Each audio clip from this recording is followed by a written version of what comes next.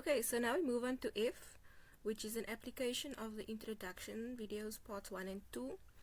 So you'll see here I have the sketch on my left, and I've populated this image with all the information that we've accumulated, or all the answers that we found. So at A in yellow, the x value is 2. At point C, the y value is -4, and coordinate B was found as -2 for x and -10 for y. So let's first spend a minute by analyzing what we have. They're talking about g of x versus the x-axis, right? And this one is for a below, okay? Then we have f of x versus the x-axis, and this one is above the x-axis.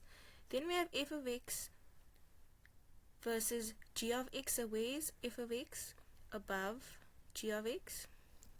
And then we have f of x versus g of x, and this is below, right?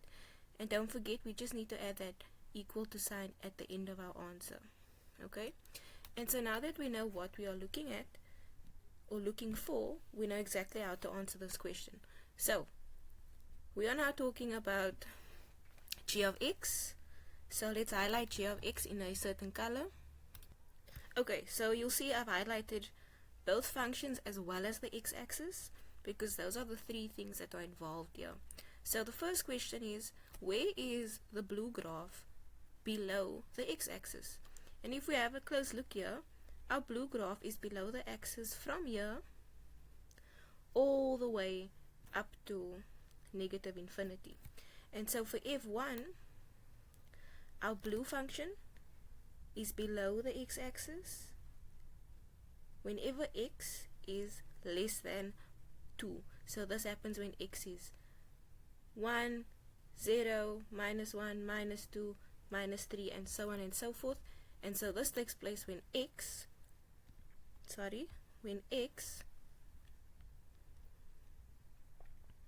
is less than 2. Okay, not equal to, because they don't put the equal to part in the question. And so that is the first solution. X less than a very deformed 2.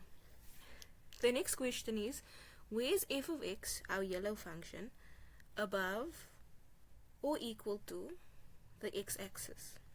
So where is our graph, the yellow graph, above and on the x-axis? And if you have a look here, this is where it's happening, right? This yellow function is above the x-axis over here, right? But then I need you to take very careful note of the fact that this yellow graph cannot approach this bold pink red line, okay? Because as soon as the graph sort of moves past this point, then it's below the x-axis again, okay? And so this graph is only above the x-axis between this point here, right, and then right before the line where x is equal to 0, right? And so for this answer, our graph will be above the x-axis when this graph is bigger than 0, but not including the 0, because that is our asymptote, or equal to 2, meaning the solutions to this problem lies between 0.1 up to 2, okay? And so this is somewhat of a special case because of this asymptote, and that is why we don't add this equal symbol here, because again, it can't be equal to 0, right? Let's move on to the next question. Question 3. Okay, number 3. Where is f of x, the yellow graph, above the blue graph? And so I need you guys to look from left to right to see where is this happening, okay? So coming from the left, looking towards the right, the yellow graph is above the blue graph, in this section here, right? That section is stretching from -infinity and stopping here at -2. So for that section, the yellow graph is visibly much higher than the blue graph, okay? We continue moving towards the right. Over here, blue graph is above, right? And then in this little section here, yellow graph is above, okay? So our function is again above the blue graph, and then we move a bit more to the right and we see that the blue graph is now above the yellow graph again. And so there are two situations now where the yellow graph was above the blue graph, and we just have to state those x values. So if we look here, okay, our yellow graph is above the blue graph going towards the left. So when x is minus 2, minus 3, minus 4, minus 5, minus 6 onwards. And so our first solution would be where x is less than negative 2, right? That's the first time that this occurs. The second time that this happens is over here in this little section that is in the oval, and that is between 0 and 2. So now we need to restrict our answer because of the fact that our hyperbola won't land up on this y-axis, okay? And so this little situation where the yellow is above the blue only happens between the asymptote and 2. And so we need to say that the x values that apply here is when x is bigger than 0, okay, and less than 2, okay? Again, the asymptote is over there, and so we cannot include 0 because the hyperbola will never ever have a value where x is equal to 0.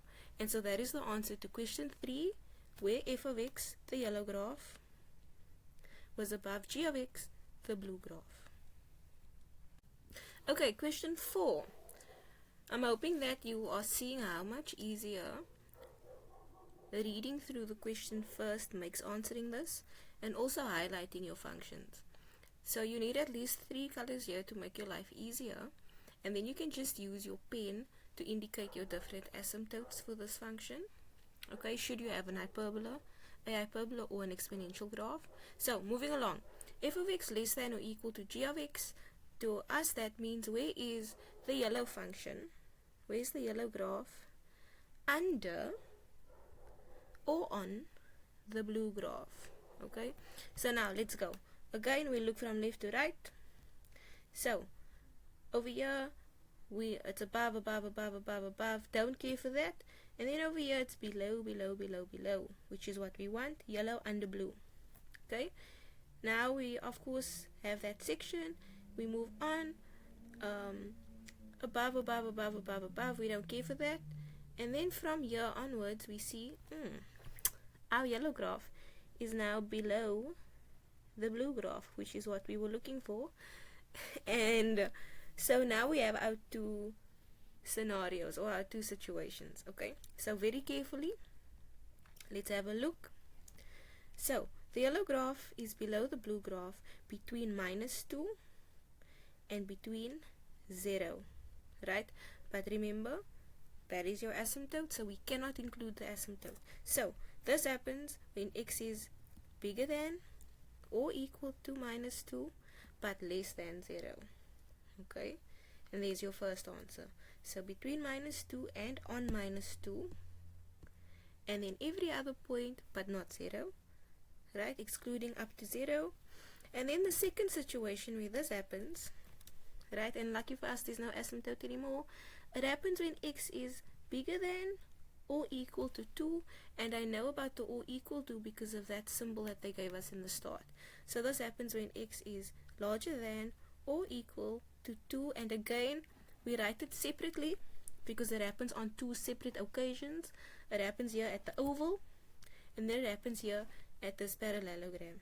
Okay, and so those are your solutions to this specific problem. And being mindful of the fact that there are asymptotes in this situation, and those asymptotes restrict your answer. Okay, so even though the question was f of x less than or equal to g of x, right, we cannot include the asymptote in our answer.